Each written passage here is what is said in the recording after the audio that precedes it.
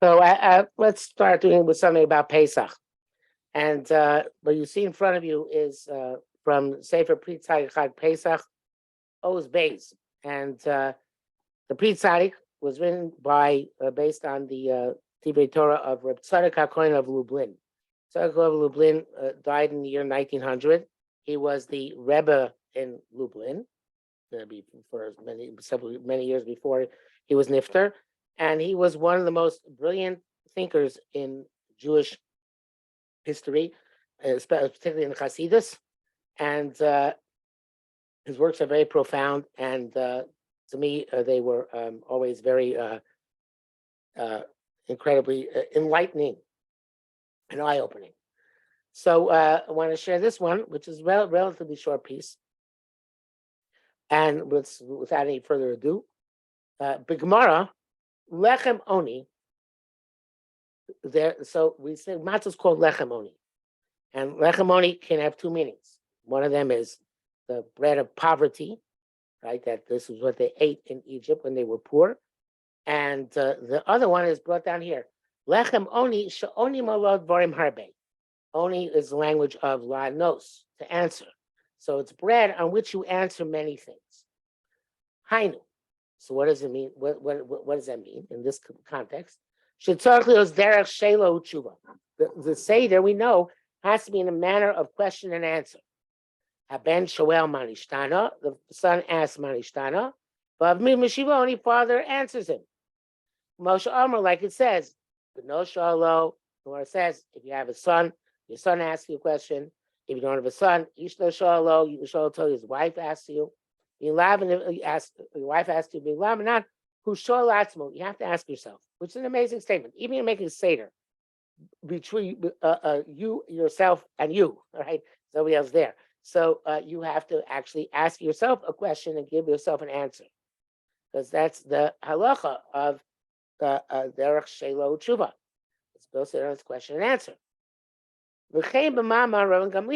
We find that in the statements of Rabbi Gamliel, the three things you have to say the night of Pesach, otherwise you're not Yotzei, Pesach matzah morar.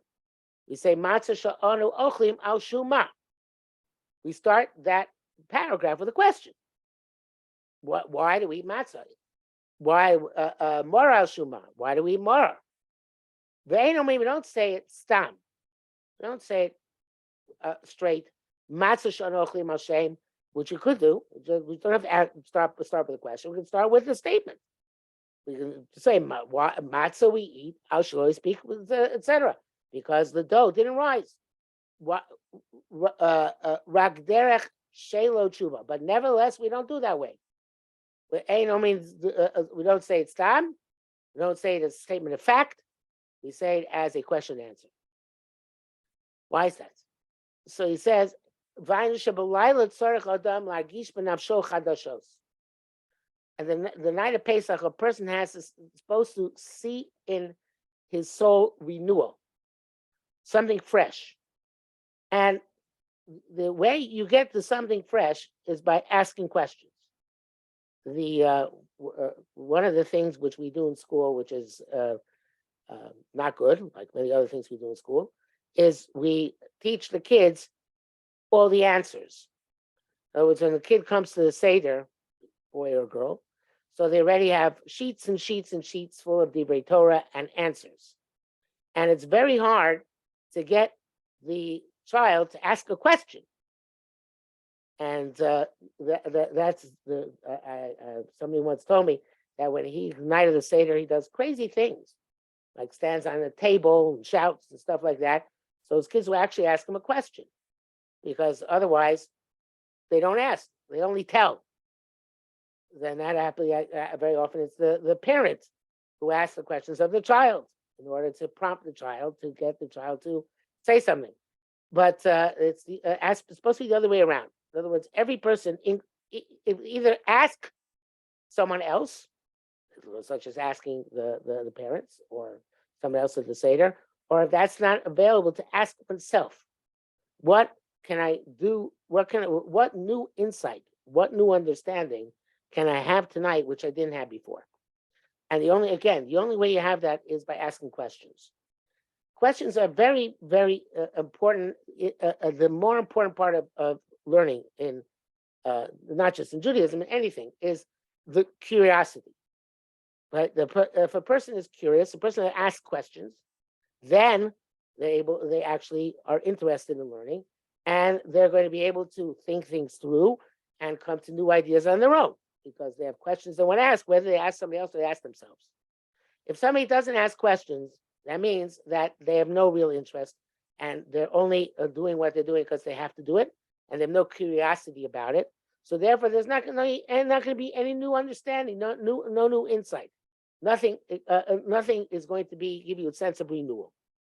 As he says, it has to be tzarich adam, and this is necessary because we have halacha tzarich adam lir'osas atzmo kilu yatsa mitzrayim. A person has to see himself as if he left Mitzrayim. This is the night of Pesach. That's halacha. It's not enough to tell over Yetzias Mitzrayim, the night of Pesach. You have to actually feel yourself as if you are now leaving Mitzrayim.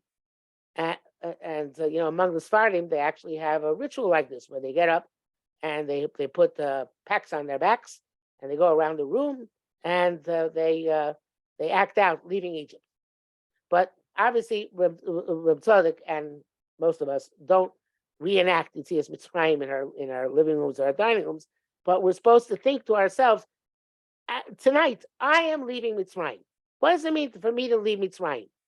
So he explains that the Sfarim say that Mitzrayim, the word Mitzrayim, comes from the word Meitzar. In Hala, we have this term, Mina Meitzar Karosi Yah, Anani Bamerchav Yah. So Meitzar means a narrow place. And it says, Mina Meitzar Karosi Yah, from the narrow place I called out to Hashem. Anani, Hashem answered me, Bamerchav, expanded. So the aspect of Yetzias Mitzrayim can be seen as Yetzia Mi Meitzarim, coming out from a narrow place where a person's under pressure, a person's suffering anxiety or difficulty of any sort, and going to a broad place where things are much more tranquil, calm, easy. So everybody has to see this tonight, feel this night Pesach. Hirgish ha'adam v'nafsho hergesh chazak sheyatsa min ha'meitzar. Then, at the time Yetzias Mitzrayim, everybody felt when they were leaving Mitzrayim that they were leaving this tremendously narrow and restricted place. And we do the Seder at night, even though the actual Geula was in the morning, left Mitzrayim, because already the night of Pesach, they felt this tremendous sense of release and expansion, going from this very narrow and difficult place, because already they were the Egyptians wanted them out. They're already on the way out, and spiritually, they're on the way out after they ate the Korban Pesach and after Makas Bechoros. So therefore, a person has the Yetzias Mitzrayim's idea is to go out from a narrow place to a broad place. V'chein tzarich ha'adam hargish b'chol leil Pesach. A person has to feel every time, night of Pesach, kilu hu yatsa mi Mitzrayim, like he left Egypt. V'lo yeh hadavar etzlo kedavar hergel. It should not be like something he does as a habit, year after year after year. Lecho matzah marach. Oh, another year, going to eat matzah. Another year, going to eat maror. So the reason why Chazal made the Seder specifically a form of question and answer is in order that we should try and ask more questions. Of course, the questions from last year, are the standard ones already answered, but the idea is to seek and find other questions, new ideas which are bothering us, which then we can discuss, elaborate, hopefully find an answer, and then feel a new understanding, a new depth in our own Yetzias Mitzrayim. V'chein kol ikar takonas tibul rishon, the dipping the karpas in the salt water, the first dipping of the night. Amru kiech lehevet heker litinokos. They say that this is for young children to see something funny is going on, what's happening. We never do this, and they should ask the question. Vainushis ora adam. So it means it's not just the tinok, not just the child, but every person should arouse themselves. How is this night even all night? That things are changing. V'yotza mehergel, and v'yetza mehergel, and he should leave his normal habits. Now, but all Yom Tovim are really like this.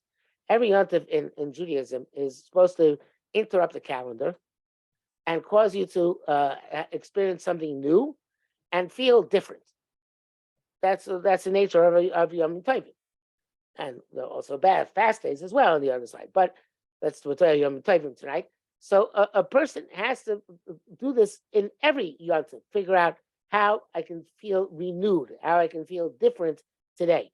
But the night of Pesach, which is the night of Yetzias Mitzrayim, is the most important time to feel a fundamental change, that I've left my habits behind, and I don't look at this as an old repetitive ceremony, but now I'm going to experience it fresh in a new way.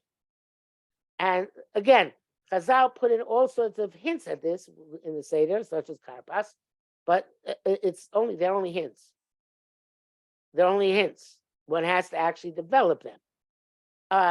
And another place he doesn't mention this there, obviously, is that with the four sons, right? They're all asking questions, and the idea is again that we're supposed to see this as our model for the Seder. Let's find questions to ask. So Uvar Sheila Rishayna Al Tibul Yerakos. First question is we asked is about Cholos Eino Marbina Fiushta Pamachas. Why is that Shtei Pamim? So the first question it's about dipping the karpas and dipping the moror. Now, of course, we don't know yet about the theory. The child does not yet know about the moror, which is coming later on. Although obviously he's been educated ahead of time to know there's going to be more later on dipped in charosis. But at the time he's asking a question, really the primary question is on the karpas, which he already experienced. Time we get to manage, I've already done the karpas, and he says, why is that the first question? Al tibul yerakos, on the dipping of the vegetables. Shizeya kilas adam arishon. This was the curse of Adam Arishon. Shemikodam yamacha Adam rak priya eitz. Before the chait of Adam and Chava, before they sinned in Gan Eden, everything grew on trees. They didn't eat vegetables. They had fully formed bread, which grew on trees, and they didn't have to eat the grass of the field. Now, nowadays, our perspective is that grasses are very healthy. Lettuce and vegetables are very healthy. But back then, they had a different perspective on things. And the perspective was that the higher forms of food are the ones which grow on trees. And at that time, there's a medrash which says that the bread used to grow on trees. And medrash says eventually in the future, bread will grow on trees. And the idea is that it's not something which is growing from the ground, which is more coarse and earthy. It's something going from a tree is already elevated, literally elevated. It's higher up, and it's taken from a place which is not as earthy. So before the chait, everything grew on trees. And when Hashem put Adam in Gan and got Chava in Gan, he said that Mikol Eitz Hagano Chol Tochel. I want you to eat from all these trees. That's why you put here. There's a Yerushalmi, which is brought down Kitzur Shana Aruch, which says when a person goes up to Shemaim after 120 years, they're going to have to give a din v'cheshbon. They have to give an accounting, a reason why they didn't eat from everything they saw. Obviously, everything which is kosher, because a person's supposed to enjoy the delicacies of this world as a way of experiencing Hashem's wonders in the world. So even nowadays, when we don't have the kedusha that the fruit had in Gan Eden, there still is a concept of eating sampling all the trees, so to speak, all the types of fruit, in order to be impressed and thank and acknowledge and praise Hashem for this amazing creation He made. But back then, there was more than that. You ate the trees in Gan Eden, grew fruit which was full of kedusha, and therefore he was told to eat from all these trees, right? And he was upset. Now, part of the klola, part of the curse was you're not eating trees anymore. The vegetables or the grasses, stuff which goes to ground. And not only that, it doesn't come fully formed as this holy bread. You have to work it yourself. You have to do all the work which you do in order to process grain, in order to make bread. So this is something which that was the klola. The chalas esav asoda became a chiziu panav, and then he started sweating, which means by other mission he felt really, really bad. His face started sweating. It's kind of like crying. He said, "Ani b'chamori nochal be'vusechad." Initially, he thought he's going to have to eat the grasses as is. And so, am I going to have to eat with my donkey in the same feed bag? Because donkeys eat unprocessed grain, right? They have animal fodder. So Other Rishon sounded to him that he's already been demoted to the status of an animal. He's going to have to eat animal fodder just like his animals. And he felt tremendously ashamed, tremendously embarrassed, and tremendously put down. So HaKadosh Baruch Hu said, no. Since you were sweated, in other words, you felt really bad about this, you're going to eat bread. This is brought down, Bereshis Rabbah. So Hashem said, you're going to have to work at it, but you'll be able to eat bread. And that's part and parcel of what makes human beings higher than animals is the fact that we process our food, right? Animals don't process food. No animal goes and cooks their meat. No animal goes and bakes their grain. The fact that we process our food indicates that we're a notch higher than the animals, perhaps many notches higher than the animals. But that's the idea of that why Other Mission was happy, even though it meant more work for him. He was going to have to work and make the bread with all the processes which are involved, but it's a higher level. And Other Mission wanted to retain at least some level of his greatness, which he had before he sinned with the Eitz Hadas. So here, he says, "Kam b'tzias Mitzrayim, achar Makkah series after the 10th Makkah, Makkah's Bechoros, sheyotzi yisrael mikol ha-yud klipos v'nichnasu esem midos b'kedusha." In Kabbalah, there are parallel midos, parallel concepts in Tumah and in Kedusha. In other words, just like there is, let's say, Malchus Shamayim, the kingship of HaKadosh Baruch Hu, there's the kingship of the Kochos HaTumah. And in this world, there's a constant struggle. Who is the king, right? It's when you say, Balu Moshim Bahar Tzion Lishpot Es Harei Sov, V'Yisrael Hashem Amlucha, that's the end of the struggle. There's us on our mountain with Malchus Shamayim. There's Esav on his mountain with the Malchus of the Satan or the Sitra Achra, the Malchus of the other side, of the sides of evil. And then we'll go up on our mountain and judge, in other words, fix and eliminate or fix the Malchus Rasha, the wicked Malchus with Malchus Hashem. And then there is every midah which you can use for Kedusha, which Hashem created, can be used for Tumah as well. And this is, for example, also, you can do chesed with somebody, it's a kindness. And then you can extend yourself towards somebody else and give them things, and it's the opposite of chesed, right? If you extend to somebody, you give somebody drugs, so that's chesed too, right? But it's the chesed of Tumah. Right? Chesed Kedusha is when you give somebody because you want them to be better. Chesed of Tumah is when you give somebody something and that thing is going to make them worse. And so these are just two of the 10 midos which make up the 10 spheros in Kabbalah, the 10 different ways in which Hashem relates to us, and the way we're supposed to relate to Hashem, and we can use it positively or negatively. And in Mitzrayim, it says that Bnei Yisrael went down to the 49th level of Tumah. What that's trying to tell us is that almost everything, they were influenced by Mitzrayim, and they were doing the wrong thing. All the midos which they should have used for Kedusha, they were using for wrong purposes, just like the Egyptians did. Use them not to serve Hashem, but to sin against HaKadosh Baruch Hu. And that's why it says, there are these basic things which Chazal say which they still kept, which was between the 49th and 50th level of Tumah. Right? They didn't change their language, didn't change their names, didn't change their clothing. So that's what kept them barely different. But that over the course of the 10 Makos, the way the many Sfarim understand them is that each Mako was an affliction for, he says in the next line, he says, Shekeni Esa Makos no go from Mitzrayim ba'afol Yisrael. The 10 Makos were harmful for the Egyptians and beneficial for the Jewish people. In other words, what we underwent the Makos as the same way the Egyptians did, but we did it, for us it was a positive. Each Makkah healed us in some way, uplifted us, so be worthy of the Gula. So, and elsewhere, I'm sorry, it goes through in detail how each Makkah was a bad thing for the Egyptians, and at the same time had a good influence on the Jews. It's not over here. Kamosha Omar, like it says in the Zohar, he's tikun lebekam adam harishon.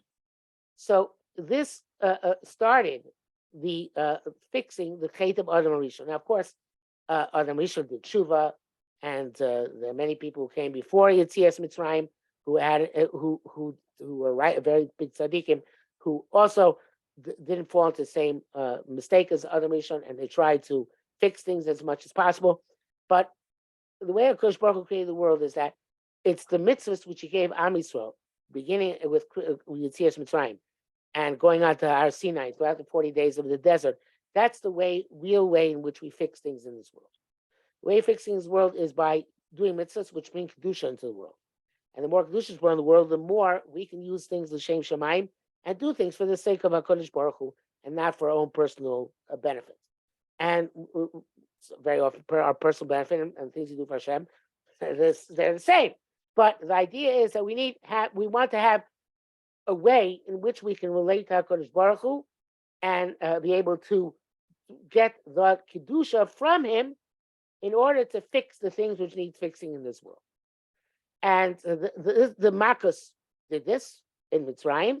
And at the same, because at the same time we had the Makos, they were just like they were torturing the Egyptians. They were benefiting us and teaching us how to use things do things the right way. But besides that, like you said before, the night of Pesach, they felt that they had this tremendous sense of being uplifted and released and going from a narrow place to a broad place. And this was because they needed the 10 months of the 10 Makos to prepare them for that. But that was what happened last night. They finally got to feel this. And that begins to fix what Adam Rishon broke. What Adam Rishon, it's interesting because Adam Rishon, what he broke was he ate something because he wanted to eat it. It was a taiva. It says, Chava saw that the tree was very desirable. And Hashem said not to eat it. And she and Adam put their desire over Hashem's will. And that's why they ate from it. But the tikkun, therefore, is to eat something like matzah or moror, which don't taste good and are not desirable, but we eat them shem shemayim for the purpose of the mitzvah. And there's a special the Piasetz the Rebbe says it says a fascinating thing. Piasetz the Rebbe is one of the Rebbe's killed in the Holocaust. So Piasetz the Rebbe says that if you give a non-Jew halachas of Pesach to learn, he says, I assume it's true what he's saying that they'd be bored and they'd be annoyed and they'd find, why should I study this difficult and intricate stuff, and what's the benefit of it and what's the point? So when you give a Jew the halachas of Pesach to study, even if it's Chanukah time, and the Jew can feel in his mouth the taste of matzah, and he feels in his mind the Seder, and he feels uplifted by studying halachas of Pesach, even if it's in the middle of the winter. And so because we're hardwired to experience ruchnius in a way which the non-Jews are not hardwired. They don't have you have to have the mitzvah in order to feel the geschmack, the pleasure of the mitzvah, in order to be able to connect it at other times of the year besides Pesach as well. But matzah, because the Gemara says you're not supposed to eat on the day before Pesach. Many of us have the meaning not to eat from Purim. But you're not supposed to eat the day before Pesach. And the Gemara says it's in order that you should eat it with special appetite when you get to it the night of Pesach. So the obvious question is, who eats matzah with appetite? It's just bread, it's just flour and water, and it hasn't even become a risen. It's very plain. So the answer is that the mitzvah of eating matzah, and even the mitzvah of eating maror, that's a little bit more difficult perhaps, uplift the eating and make this eating something which in and of itself puts kedusha in us. And that kedusha which we sense by doing this mitzvah of eating the night of Pesach, in and of itself gives us a sense of happiness and pleasure and enjoyment, as if the food tasted good. Yes, somebody has a hand raised. Question. Like for maror, isn't it like bitter though? So why is it like a little bit louder? For maror, like, isn't it like bitter? So yes, why is it making us like happy? Because if you look, the reason why we say in the order of Pesach, matzah, maror last, and the reason why, right? We say first Pesach, then matzah, then maror. And also when we eat it, we eat the maror separately, but then we eat the maror together with the matzah, the sandwich, is to show that we recognize that a little bit of bitterness is important, and it's good for us. Too much is not so good. But just like when you eat gefilte fish, you eat it with more horseradish, right? It's a strange thing, right? Why eat gefilte fish with the horseradish? Because bitterness is something which which makes the gefilte fish taste better. So too. Okay. What? Yeah, I got it. So I want to say a little bit more anyway. The suffering, which is important to us, we don't want to suffer that much, but we know that some suffering is good for us, and that we suffer makes us better people, right? And so the idea of eating night of Pesach with the maror, especially when you eat between the matzah, and especially after we talk about Pesach is matzah teach us these lessons. That of the cherus, we redeemed and we're free. So then the maror in context, it spices things up. We realize that it was important, and that spice wasn't necessary in order to get to where we are today. So it's important to understand also that the fact that we eat bitter horseradish is not the ikra halacha. The ikra halacha is to eat romaine lettuce or something like that, which is not very bitter, right? So people, by a lot of us, we feel we're very heroic if we eat real horseradish root, and it's really bitter, but that's not actually halachically true, even though some people do it. But romaine lettuce is not particularly bitter. This is a little bit bitter, but that bitterness is supposed to be something which, especially if you eat it with matzah, you enjoy. So therefore, there's a sense that the bitterness also can be a positive thing. So again, you have to feel that things are changing tonight. Night of Pesach, things are changing. Not just they changed 1,000 years ago, they're changing in my life. I have a sense of renewal. I have new questions tonight. I am looking for new answers. I want to achieve a higher level of understanding. I also want to achieve a higher level of experience. And I want to experience the night of the Seder as being a time when all these things which I eat, which we do, have an impact on me. They make me think. They make me not just think. They make me feel as well, uplifted. Cherus means a person feels free. Person feels free. It's a feeling, and the night of Seder is supposed to help us generate that feeling. So a person has to feel, as he says, you have to feel. Ashinoi, the change. He took on a call, everything's going to be fixed. Lo yes sorsha b'isa, and there no longer is going to be the leaven in the dough. In other words, the chametz. The chametz is not a bad thing. On Shavuos, there's a korban burned by Beis made of chametz. It's the only time a year. But chametz is a very dangerous thing. Because chametz, what is the chametz thing? When something is chametz, it means it's full of hot air. Right, that's what happens. That's what it puffs up, and hot air is a sign of, if you say somebody's full of hot air, that means that they're arrogant, they're proud in a negative way. So, in order to be able to eat chametz, Hashem Shemayim, first they have to be able to go back to matzah. Matzah, because it doesn't rise at all, it's not full of air, it's all substance, it's all almost full of substance, obviously. So then it's plain and it's flat. It has, or at least it doesn't rise. So therefore, it signifies another humility, understanding that we are supposed to connect ourselves to Kodesh Baruch Hu. And then after that, chametz is less dangerous. So, but first you have to sur meira, you have to go away from the potential dangers before you can actually uplift things which have which are difficult to uplift, because there's always a danger that you're going to misuse them, and you're going to just take the pride and not being pride of being part of Am Yisrael, but pride of being a person in myself, who I just feel proud of who I am. That's not enough. You have to feel proud of being connected to Kodesh Baruch Hu.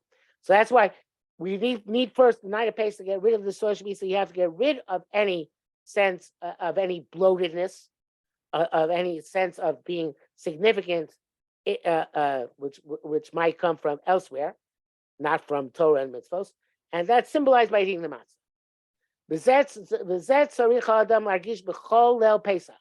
Person is feeling every night of Pesach, hargish mechudash. He has to feel that he's new, v'shinui, and different. Shalayla zu meshuna mikol leilos. This night is indeed different than all other nights. Shebezem hargish kilu yotza mimitzrayim. And this way you feel that you're leaving your own Mitzrayim. And I always tell people, most of the night of the Seder is a discussion, conversation, and reading things together with your family or friends, whoever's there with you. But you should, if it's possible, you should take a few moments to kind of like shut everything else out and focus internally on what would it mean, what can I think of which would be new to me tonight and make me feel a sense of renewal, and that I'm different tonight than I am the rest of the year, and I'm different this year than I was this past year. And it takes a little bit of introspection. Introspection means looking into oneself. If you only focused on everybody else at the table, then you're not going to necessarily have that moment. It's a moment when you have to have a feeling inside yourself, and you have to be able to, I'm not saying you have to walk away from the Seder, but you have to say, excuse me, I'm now going to go into a trance and think for myself. But you have to, at the same time, you are involved with everybody else. If you're singing a song, if you're saying something with somebody, saying things together, you can think inside yourself, okay, now what new ideas can I have tonight which make me feel like I'm a new person? And it says, even though we're still the slaves of Achashverosh, that's why we don't say Hallel on Purim, because even after they Purim, we're still the Avadim of Achashverosh. But we do say Hallel on Pesach. Now we say Hallel at night in the Seder. By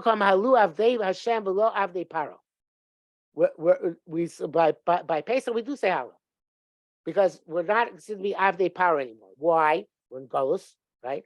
So it seems we went back to being Avdei Paro. No. This we already left. That there never again would be this kind of subjugation, of pushing down the Jewish people, of holding us captives. Because Mitzrayim was Shekifa Klipa Mikol Tzai. Like I said before, there are 49 gates of Tumah, 10 levels down. There was Klipa, meaning the Klipa is a husk, but it means something which is negative on all sides. Moshe Amar Goy Mikerb Goy. It says that Hashem took a nation out of another nation. And Chazal explained that's like Uber Meimo, it's like it was taking a fetus out of the mother's womb. So there was Mizek Faratzon. We left that, and now we have our own significance as a separate nation, which is separate mission, which Am Yisrael has kept no matter where they went in the Golus in history. Many people assimilated. But Am Yisrael as a whole kept this mission, which you got at Har Sinai at the end of Mitzrayim, Mamlechas Kohanim Goy Kadosh, to be a nation, a priest, and holy nation. And that's something which we take with us wherever we go, no matter what the circumstances are. No matter how much we feel we're in Golus, no matter how much we feel we're in a Meitzar, we're in a difficult place, we have internally this tremendous greatness which we got, and this tremendous release spiritually, which we got from Mitzrayim. Person has to feel every year, Yitzia Mechudeshes, a new going out. Kilu Yatsa Mitzrayim, as if today you're going out from Mitzrayim. So Mir Hashem, over the next couple of weeks, we'll try and elaborate on this idea a bit, but I think it was a good introduction for tonight. And Mir Hashem, I'll see you all tomorrow. Have a good night. Thank you. Thank you. Bye. Thank you.